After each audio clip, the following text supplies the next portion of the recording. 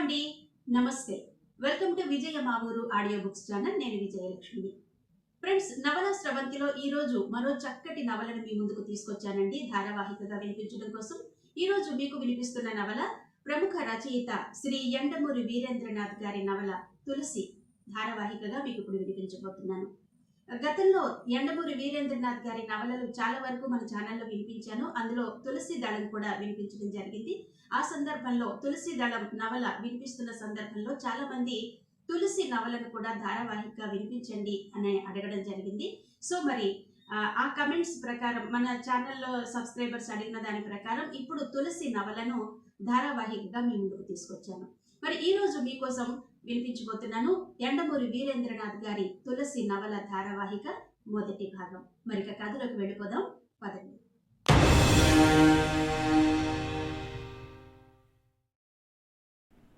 అర్ధరాత్రి ఒక అజినపత్ర నిద్ర లేచిన వేళ శ్మశానపు నడిబొడ్డున ఖద్యోధుడు ఆవిర్భవించినట్టు పశ్యత్పాలుడి పాలనేత్ర నుంచి ఎగిసినట్టు మంటలు, టపటప కొట్టుకున్న నాగాంతకపు రెక్క ఎగిసిపడిన కృకవాకువు రక్తం, వికృతమైన సకృత్ప్రజనపు అరుపు, కృకలాసపు నిర్నిమేషపు కన్ను. ఉన్నట్టుండి అక్కడ నిశ్శబ్దం ఆవరించింది. చరాలు ఆచరాలై నడిచి వస్తున్న మనుషుల్ని చూసి మౌనం వహించాయి. దూరంగా చీకట్లో నుంచి ఓ గుంపు వస్తోంది. నెమ్మదిగా నడుస్తూ వాళ్ల కళ్ళు సగం మూసుకుని ఉన్నాయి. అయినా శ్మశానపు అణువణువు తెలిసినట్టు కదిలి వస్తున్నారు. క్రమబద్ధంగా లయబద్ధంగా వాళ్ళలా కదిలి వస్తుంటే ఒక కెరటం ఉవ్వెత్తున ఎగసి ముందుకు వస్తున్నట్టుంది. వాళ్ల చేతుల్లో కాగడాలు, అర్ధరాత్రి శత్రురాజ్యం మీద దండెత్తడానికి బయలుదేరిన సైనికుల్లా ఉన్నాయి. అందులో ప్రతి ఒక్కడూ క్షుద్రదేవతోపాసకుడే. చనిపోయిన తన సహచరుణ్ణి చూడడానికి బిస్తా గ్రామం నుంచి బయలుదేరి శ్మశానానికి వస్తున్నారు వాళ్ళు. సరిగ్గా 24 గంటల క్రితం కాద్రా చనిపోయాడు. బిస్తా గ్రామపు మహామాంత్రికుడు కాద్రా కాశ్మోరా అనే క్షుద్రదేవతని ఉపాసన చేస్తుండగా 3 నాగరీకులు కారులో వచ్చి అతన్ని చంపేశారు. బిస్తాలోకి పరాయి వాళ్ళు వచ్చారు. వచ్చి తమ తాలూకు మనిషిని చంపేశారు. చనిపోయిన మంత్రగాని చుట్టూ 24 గంటల పాటు క్షుద్రదేవతలు ఆవరించి ఉంటాయి. ఆ తర్వాతే అతన్ని చూడాలి. అందుకే వాళ్ళు బయలుదేరారు. అయితే కేవలం చూడ్డానికే కాదు, వాళ్ల పెదవులు ఛందోబద్ధంగా కదులుతున్నాయి. ఉక్త అత్యుక్త మధ్య ప్రతిష్ఠ గాయత్రి ఉష్ణిక్కు అనుష్టుప్పు ప్రజి అతిశక్వరి అషి ధృతి కృతి ఉత్కృతి మొదలైన ఛందస్సులకి రాక్షస గణాల్ని చేర్చి క్షుద్రదేవతల్ని పిలుస్తున్నారు వాళ్ళు. అవర్ణ వివర్ణ వార్యాసూర్త క్రోధ భ్రంశ క్షుద్ర స్వేద ఉన్మాదములైన పైత్యములతో తమ శత్రువు చచ్చిపోవడం కోసం వాళ్ళు మంత్రాల్ని జపిస్తున్నారు. నెమ్మదిగా వాళ్ళు శ్మశానపు నడిబొడ్డుకు చేరుకున్నారు. మంటలు ఉజ్వలంగా వెలుగుతున్నాయి. అక్కడ నిలబడి ఉన్నాడు విషాచి. బిస్తా గ్రామంలోకెల్లా వయసు మీరినవాడు అతడు. చర్మం సాగి వేలాడుతోంది. మంట వెలుగు వాలిన రెప్పల క్రింద కళ్ళ మీద వికృతంగా మెరుస్తోంది. రొమ్ము మీద ఎముకలు చర్మం నుంచి బయటకు పొడుచుకొచ్చినాయి. నడుముకి చిన్న గుడ్డ తప్ప ఇంకేమీ లేదు. సరిగ్గా 12 అయింది. దివిటీలు అక్కడికి చేరుకున్నాయి. చిన్నలు పెద్దలు యువకులు వృద్ధులు అందరూ ఉన్నారక్కడ. మొత్తం బిస్తా గ్రామమే అక్కడికి చేరుకున్నట్టు ఉంది. వాళ్ళు ఎన్నో మరణాల్ని చూసిన వాళ్ళు, మరణాల మధ్య బ్రతుకుతున్న వాళ్ళు, మరణాన్ని బ్రతుకు తెరుగుగా చేసుకున్న వాళ్ళు. అయినా మరణం అంత భయంకరంగా ఉంటుందని వాళ్లకు తెలియదు. అప్రయత్నంగా హ అన్నారు. ఒక్కసారిగా అంతమంది నోటి నుంచి వచ్చిన శబ్దం గాలిలో హిప్మన్న శబ్దం చేసింది. ఒక డేగ రెక్కలు టపటపా కొట్టుకుంది. వాళ్ల ముందు కాద్రా శవం భయంకరంగా ఉంది. వళ్ళు జలధరించేలా. అప్పటికి కాద్రా మరణించి 24 గంటలయింది. రక్తం పీల్చేయబడిన శరీరం గాలిపోయిన బ్లాడర్లాగా ఉంది. ఒక డేగ పీకినట్టుంది. కన్ను ముఖం నుంచి బయటకొచ్చి ఎలక్ట్రికల్ వైర్లు ఆధారంగా వేలాడుతున్న హోల్డర్లా నరాల ఆధారంతో వేలాడుతోంది. నోటి దగ్గర రక్తం గడ్డకట్టింది. ఏ నక్కో పీక్కు తిన్నట్టు తొడ దగ్గర మాంసం నల్లగా కమిలిపోయింది. సగం గోతిలో సగం పైన పడడంతో చెయ్యి మాత్రం పైకి కనబడుతుంది. అక్కడున్న వాళ్ళందరూ ఆ శవాన్నే కన్నార్పకుండా చూస్తున్నారు. కొంతసేపు క్రితమే వాళ్లకు తెలిసింది కాద్రా కాశ్మోరాని ప్రయోగిస్తున్నాడని. అప్పటి వరకు ఆ రహస్యం తెలిసిన వాళ్ళు ఇద్దరే, ఆ గ్రామ పెద్ద విశాచి, కాద్రా రక్తం తుడిచిన వృద్ధుడు.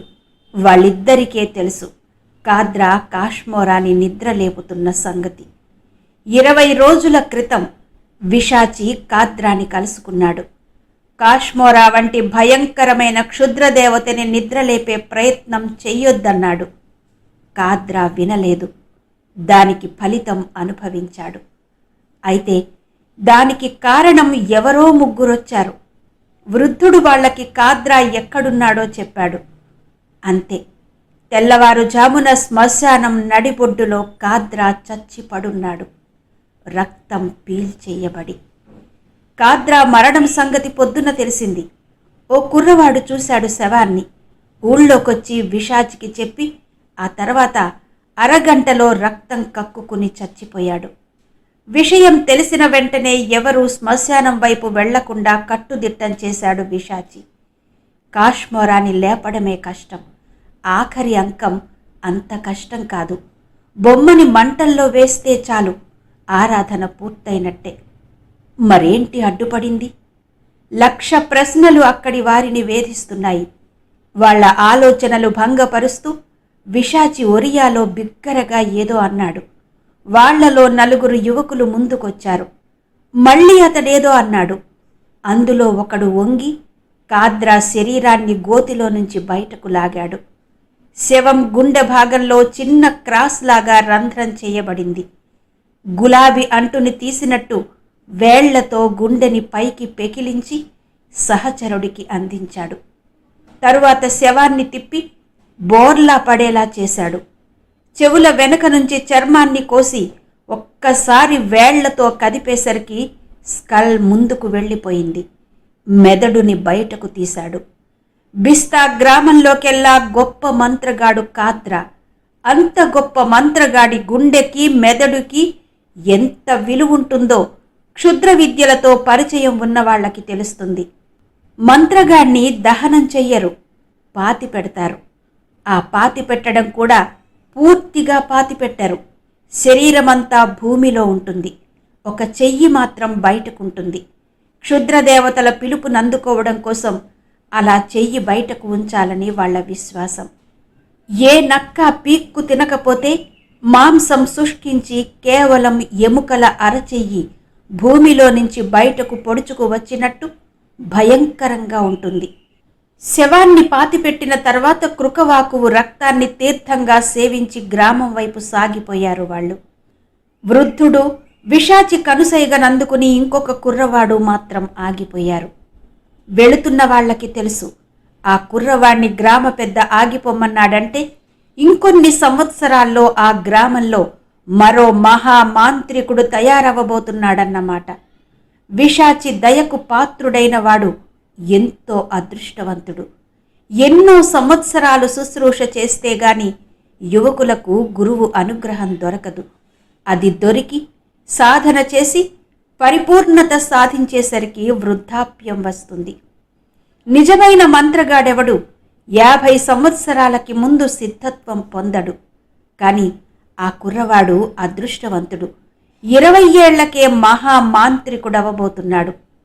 శ్మశానం నుంచి ఊరు కదిలి వెళ్ళిపోయిన తర్వాత విశాచి ఆ కుర్రవాడి కేసి క్షణం తీక్షణంగా చూశాడు. 10 ఏళ్ల కుర్రవాడు, దృఢమయిగా ఉన్నాడు, కానీ లేతగా ఉన్నాడు. చదువు లేదు, కానీ మొహంలో జ్ఞానం ఉంది. విశాచి చూపులకి ఇంకొకరైతే గజ గజ వణకాల్సిందే. ఆ కుర్రవాడు తొణకలేదు, నిర్లిప్తంగా చూస్తూ నిలబడ్డాడు. నిర్లిప్తత అన్న పదాన్ని ఇక్కడ గమనించాలి. మంత్రగాడి మొహంలో ఏ భావము సామాన్యంగా కనబడదు, కనబడకూడదు. మోహావేశాలకు అతీతంగా ఉండాలి. కాద్రా అలానే ఉండేవాడు. నిర్లిప్తంగా ప్రతి విషయానికి. రక్తం తాగేటప్పుడు కూడా విశాచి పెదవుల మీద నెమ్మదిగా చిరునవ్వు విరిసింది. సంతృప్తితో తల పంకించాడు. తను అప్పజెప్పబోయే కార్యాన్ని సమర్థవంతంగా నిర్వహించగలడనే నమ్మకం కుదిరింది. దగ్గరకు రమ్మన్నట్టు పిలిచాడు. కుర్రవాడు దగ్గరకొచ్చాడు. ఇతడి పేరు తెలుసా? వృద్ధుడి వైపు తిరిగి అడిగాడు. వృద్ధుడు తెలియదన్నట్టు తలూపాడు. అతడికి అయోమయంగా ఉంది. మంత్రం నేర్పేటప్పుడు మూడోవాడు ఉండకూడదన్నది ఆచారం. మరి విశాచి తనను ఎందుకు ఉండమన్నాడు? ఈ కుర్రవాడి పేరు దార్కా సాహో. అందరూ దార్కా అంటారు. ఉన్నట్టుండి విశాచి కంఠం తీవ్రమైంది. ఆ శ్మశానమే కంపిస్తుందా అన్నట్టు అరిచాడు. బిస్తా గ్రామపు మంత్రగాళ్లకు దార్కాని నాయకుణ్ణి చేయబోతున్నాను.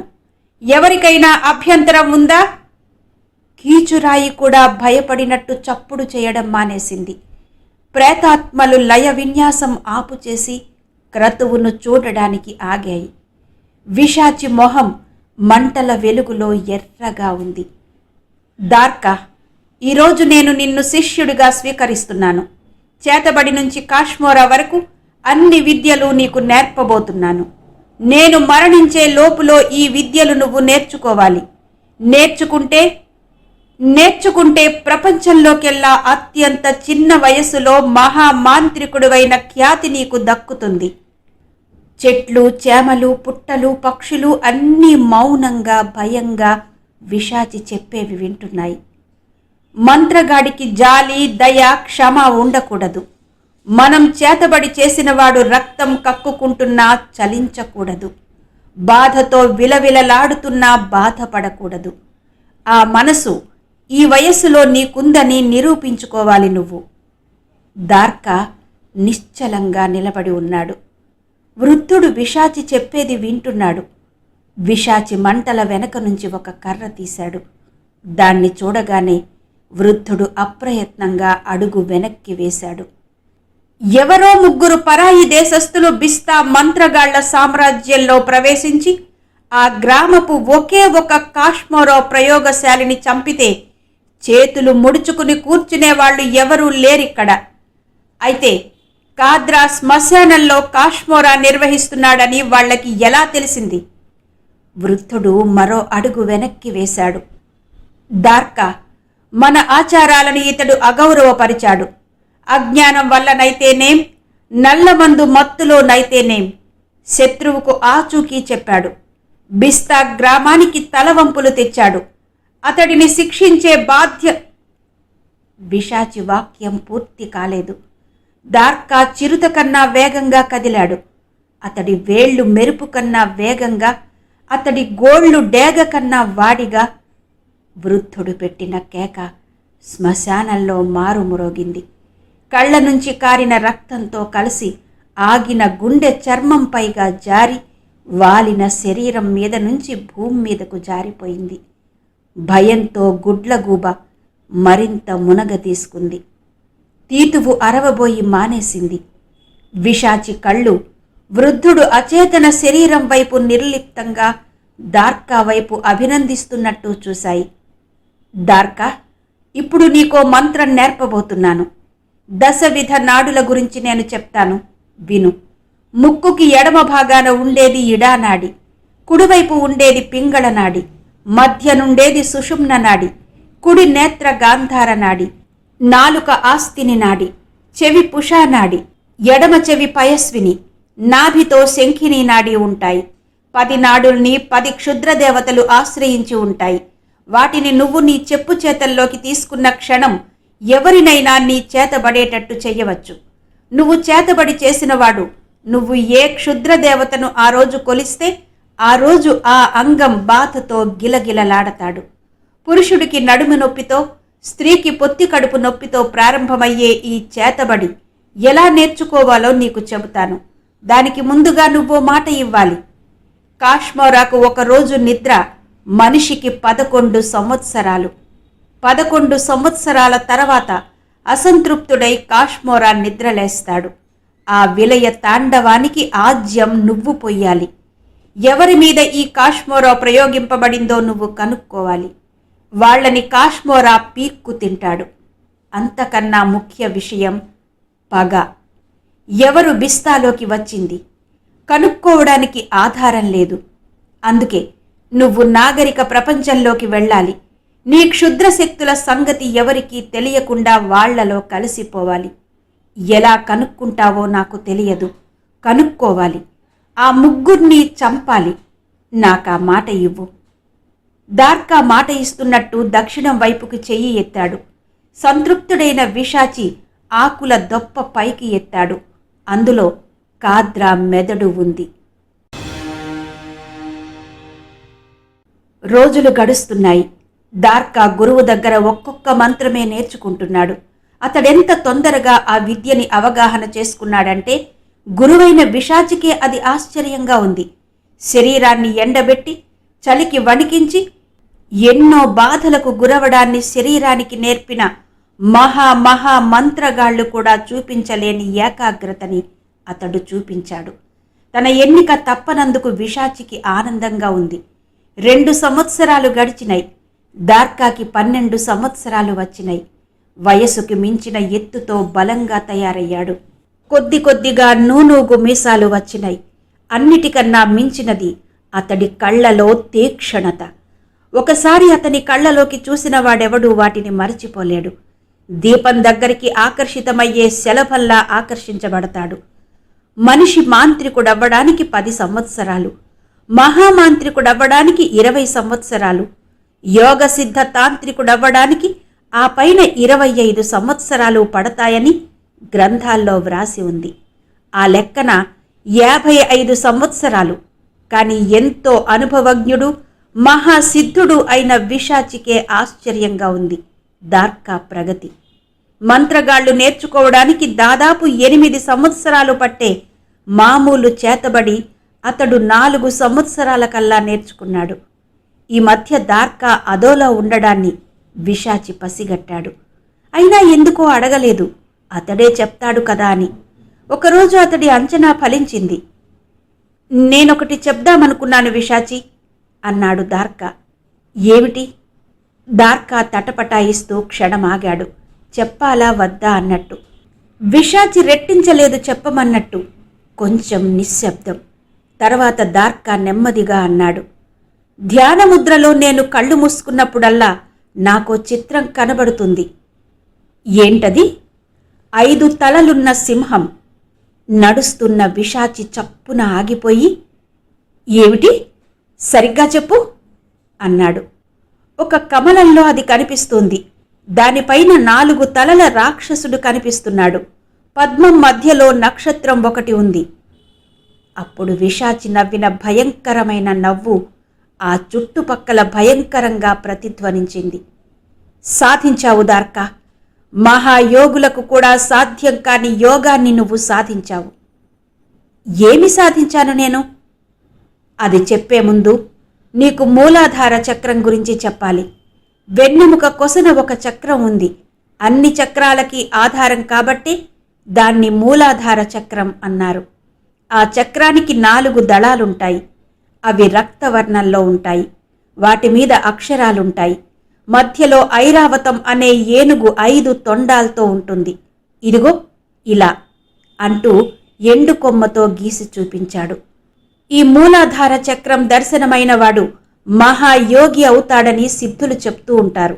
లింగం పైభాగంలో కుండలిని శక్తి ఉంది. ఆ కుండలిని లేపి సుషుమ్న ద్వారా మూలాధారం నుంచి సహస్రారానికి చేర్చడం రాజయోగం లక్ష్యం. దార్కా, ఈ యోగులు మనకి శత్రువులు. వీరిని దేవుడు రక్షిస్తూ ఉంటాడు. ఇన్నాళ్లకి మన ఈ చీకటి ప్రపంచంలో ఒక మహామాంత్రికుడు ఉద్భవించాడు. మూలాధార చక్రంలో 5 తలల సింహాన్ని చూసినవాడు. సింహం ఏనుగు శత్రువు. దార్కా, ఇక నిన్ను ఎదుర్కొనేవాడు లేడు. నాతోరా. ఎక్కడికి అని అడగలేదు దార్కా. అడగడం అతడి చరిత్రలోనే లేదు.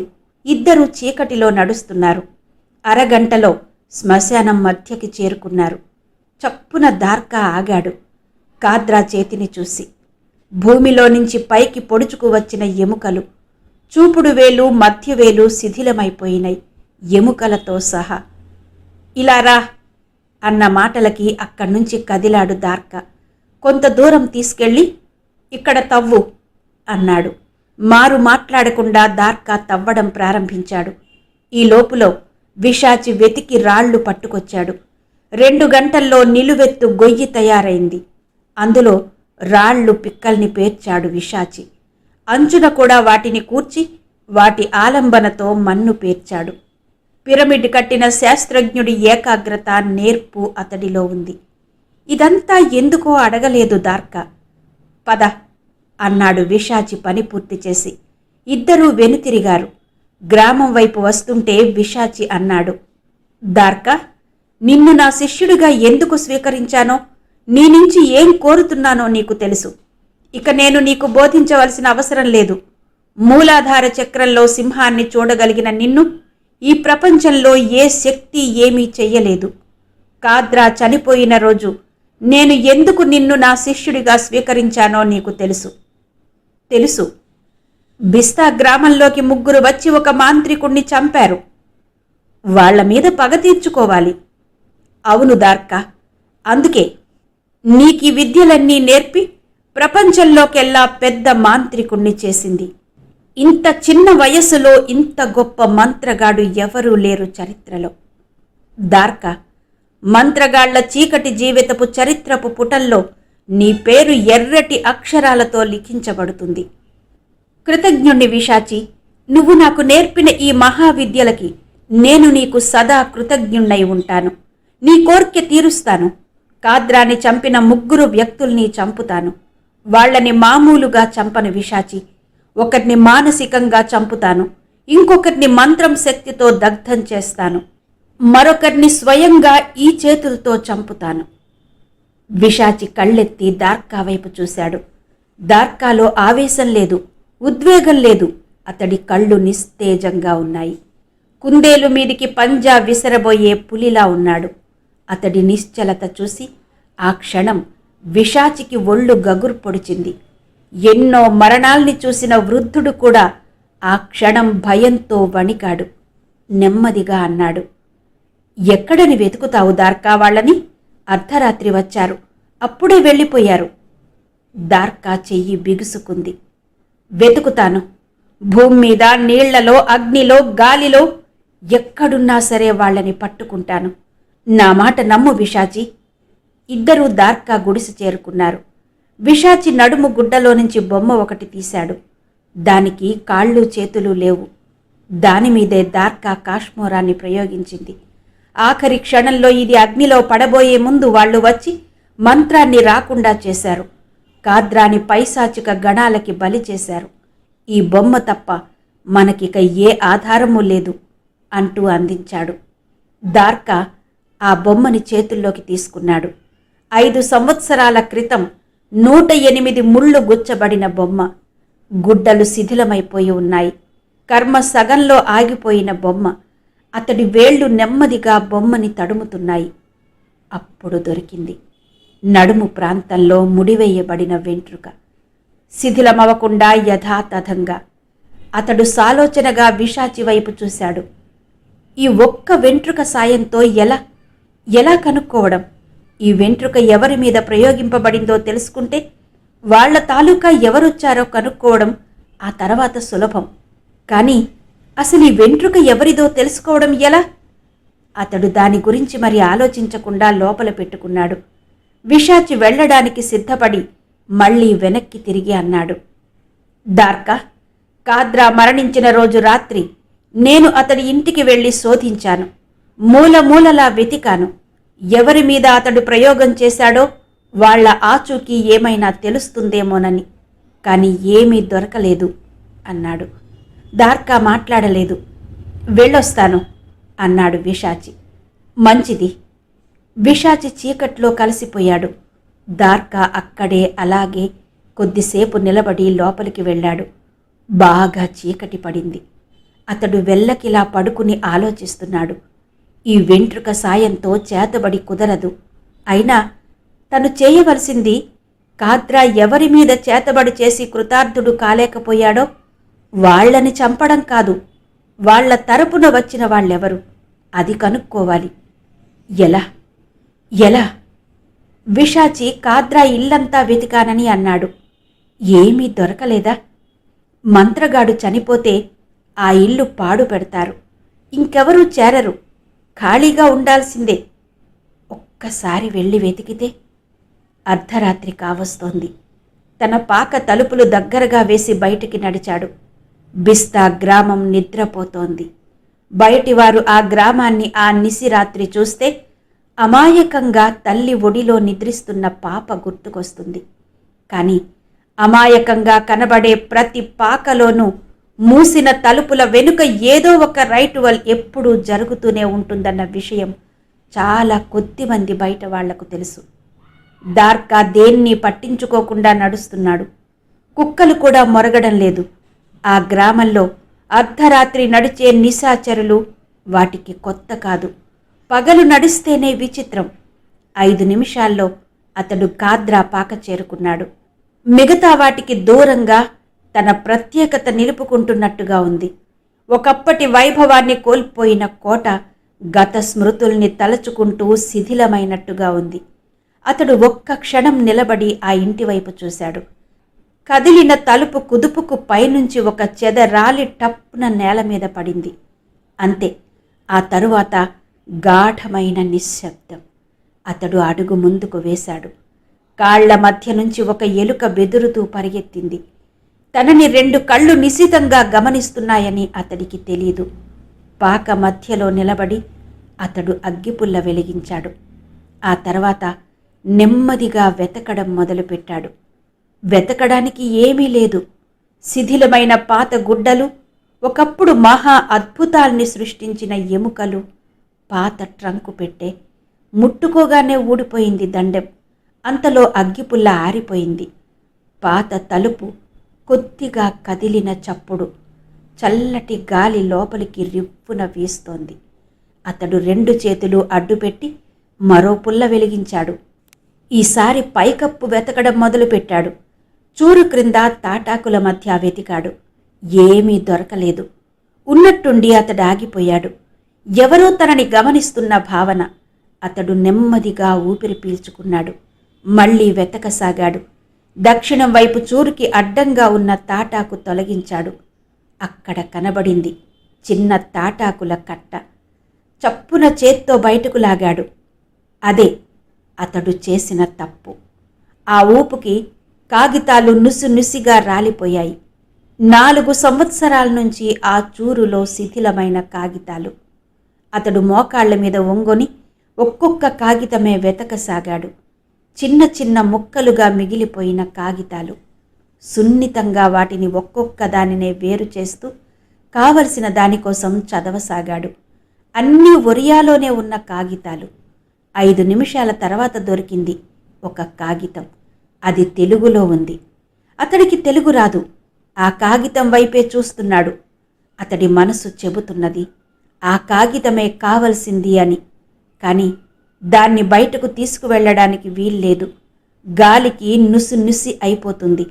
మడత పెట్టడానికి కూడా వీల్లేదు. అతడో క్షణం ఆలోచించి ఆ కాగితాన్ని అక్కడే ఉంచి లేచాడు, పైన చిన్న రాయి ఉంచి. బయటకు రావడానికి ఉద్యుక్తుడై వెనుతిరిగి గుమ్మం దగ్గర నిలబడ్డ వ్యక్తిని చూసి స్థాణువైపోయాడు. అక్కడ విశాచి నిలబడి ఉన్నాడు. దార్కాని చూసి చిరునవ్వుతో అడుగు ముందుకేసి, సెహబాష్ దార్కా, నా అంచనా తప్పు కాలేదు. అప్పుడు కాలేదు, ఇప్పుడు కాలేదు అన్నాడు. దార్కా మాట్లాడలేదు. విశాచి దగ్గరకొచ్చి అన్నాడు, కాద్రా మరణించిన రోజు రాత్రే నేను ఈ పాకంతా వెతికాను. ఆ ఉత్తరం దొరికింది నాకు. సాయంత్రం నీకు ఏమీ దొరకలేదు అని ఎందుకు చెప్పానో తెలుసా? దార్కా తెలీదన్నట్టు తలూపాడు. ఇంక ఇక్కడ పని లేదు, పోదాం పద అన్నాడు విశాచి. ఇద్దరూ బయటకు నడిచారు. రాత్రి 12:30 కావస్తుంది. ఎముకల్ని కొరికే చలి. ఇద్దరూ నడుస్తుంటే విశాచి చెప్పడం మొదలుపెట్టాడు. కాద్రాని చంపిన వాళ్ల మీద పగ తీర్చుకోవడం కోసం నిన్ను ఎన్నుకున్నాను దార్కా. నా అంచనా తప్పు కాలేదని నువ్వు నిరూపించావు. చాలా తొందరగా విద్యలన్నీ నేర్చుకున్నావు. కానీ ఒక్క అనుమానం మాత్రం నాకు మిగిలిపోయింది.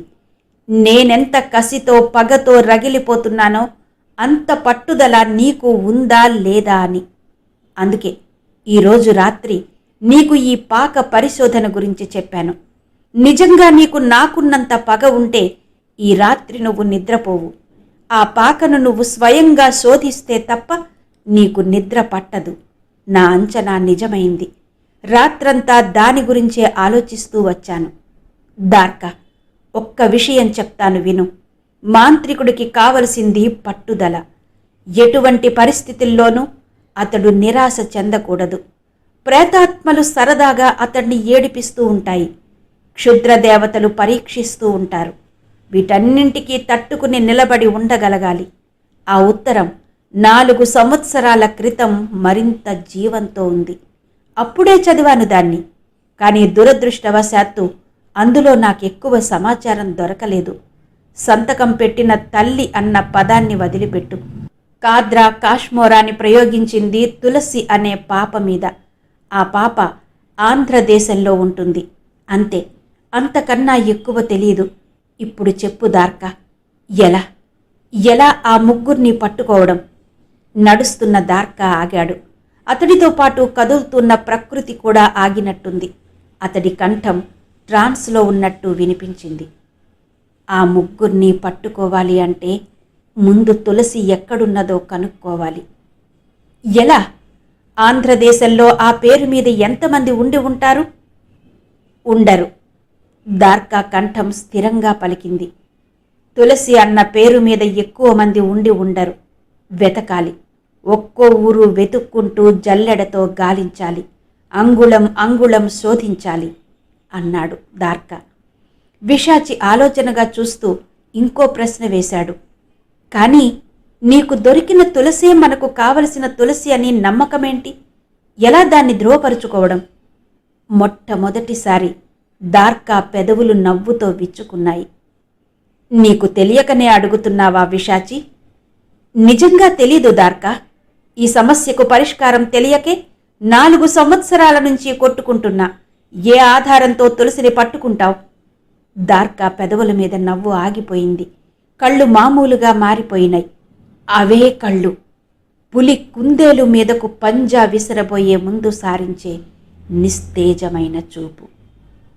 ఏ ఆధారంతో పట్టుకుంటావు దార్కా? ఆలస్యం భరించలేనట్టు అడిగాడు విశాచి. దార్కా నడుము గుడ్డలో నుంచి శిథిలమైన బొమ్మ తీశాడు.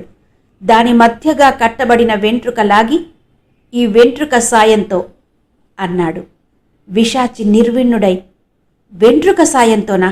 ఎలా? అన్నాడు. నా గురువైన విశాచి, నిజంగా నీకు తెలియకనే అడుగుతున్నావా? చెప్తా విను. వెతగ్గా నాకు దొరికిన తులసి మనకు కావలసిన తులసో కాదో చెప్పాలంటే ఆ దొరికిన తులసికి చేతబడి చెయ్యాలి. ఆ తులసి ఇప్పటికే 16 ఏళ్ల వయసున్న అమ్మాయి అయి ఉంటుంది. అలాంటి కన్నెపిల్లలకి ఎవరైనా చేతబడి చెయ్యాలంటే వాళ్ల రక్తపు గుడ్డను బొమ్మకు చుట్టి వాళ్ల తాలూకా ఒక వస్తువును బొమ్మతో కలిపి భూమిలో పాతిపెట్టాలి. నేనన్న ఆ వస్తువు ఈ వెంట్రుక.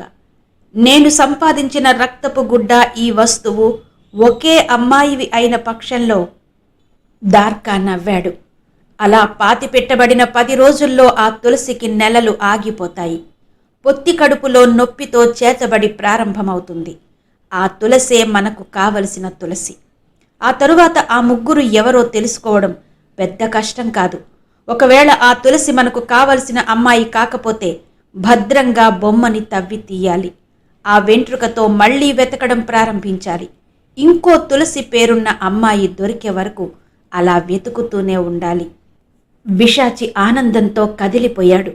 చేతులు సాచి దార్కాని కౌగలించుకుని, అమోఘం దార్కా, నీ తెలివితేటలు అపారం. ఇన్నాళ్లకి నా పగ తీరుతుందనే నమ్మకం నాకు కలుగుతుంది. అన్నాడు ఆనందంతో. అంతలో అతడి ముఖంలో సంశయం పొడసూపింది. కానీ సమయం చాలా తక్కువ. దార్కా విస్మయంతో దేనికి అన్నాడు. అన్నీ చెప్పిన నీకు ఒక్కటి మాత్రం నేను చెప్పలేదు అన్నాడు పిశాచి.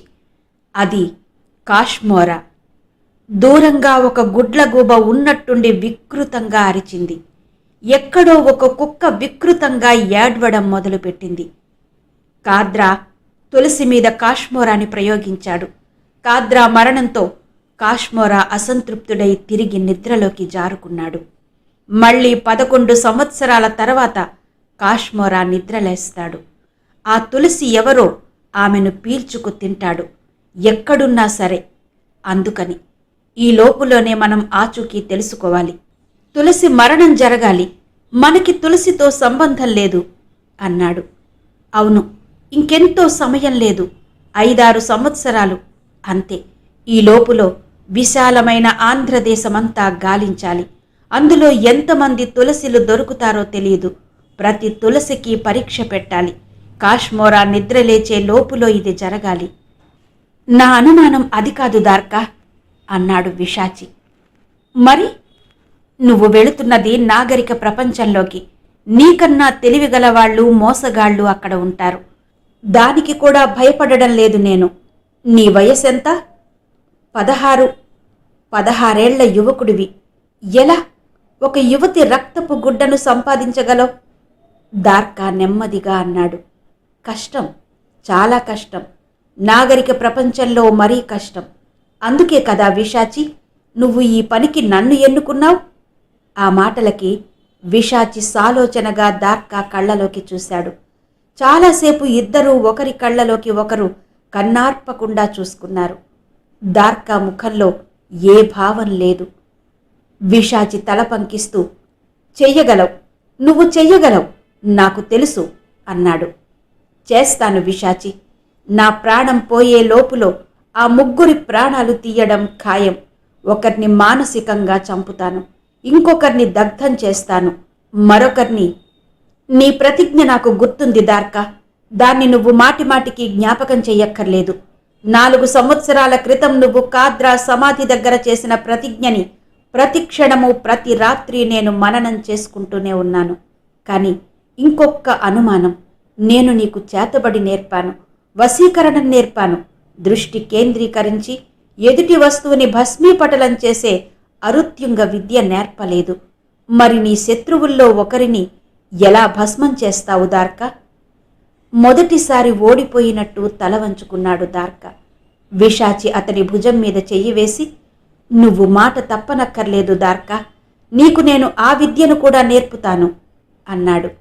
దార్కా విస్మయానందాలు నిండిన మొహంతో, పిశాచి అన్నాడు. అవును, కొన్ని వేల సంవత్సరాల క్రితమే నిక్షిప్తమైపోయిన ఈ విద్య నా ఒక్కడికే తెలుసు. అది నాతోనే అంతరించిపోవాలనుకున్నాను. కానీ ఈ క్షణం నా ప్రత్యర్థుల్ని చంపబోతున్న నీకు ఆఖరి విద్యగా దాన్ని నేర్పబోతున్నాను. ఈ క్షణమే, ఈ రాత్రే దాన్ని నీకు నేర్పుతాను. రేపొద్దున్న తెల్లవారక ముందే బిస్తా గ్రామాన్ని వదిలిపెట్టి నువ్వు వెళ్ళిపోవాలి. సరిగ్గా 5 సంవత్సరాల కాలంలో నీ పని పూర్తవ్వాలి. నాగరికుల మధ్య నాగరికుడిలా మెలుగుతూ ఈ కార్యం సాధించాలి. నీ శత్రువును తెలుసుకున్న మరుక్షణం నీ కళ్లతో బడబాగ్ని సృష్టించి అతడిని చంపాలి. ఇంకో 5 నిమిషాల్లో వెలుగు చుక్క పొడిచే సమయానికి నీకా విద్య నేర్పుతాను. పద దార్కా, శ్మశానానికి పద. దార్కా కదల్లేదు. రేపు నేను వెళ్ళిపోతున్నాను. ఇన్నేళ్లుగా నాలో మెదులుతున్న ఒక అనుమానానికి ఈ చివరి క్షణం జవాబు చెప్పు. ఈ గ్రామ పెద్దవి నువ్వు, అది సరే. కానీ మరో 3 వచ్చి ఒక మంత్రగాణ్ణి చంపితే దానికింత పగతో నువ్వు రగిలిపోవడం దేనికి? అడిగాడు దార్కా. పిశాచి నెమ్మదిగా తలెత్తాడు. ఆ నీరవంలో అతడి కంఠం అస్పష్టంగా పలికింది, కాద్రా నా కొడుకు కాబట్టి. దార్కా విస్మయంతో అతడి దృఢమైన శరీరం కేసి చూస్తూ, పిశాచి నీ వయసెంత అని అడిగాడు. ఎంత అనుకుంటున్నావింతకాలం అంటూ నవ్వాడు పిశాచి. 50 సంవత్సరాలు అన్నాడు దార్కా. మూర్ఖుడా, నా వయసు 130 ఏళ్ళు అన్నాడు విశాచి.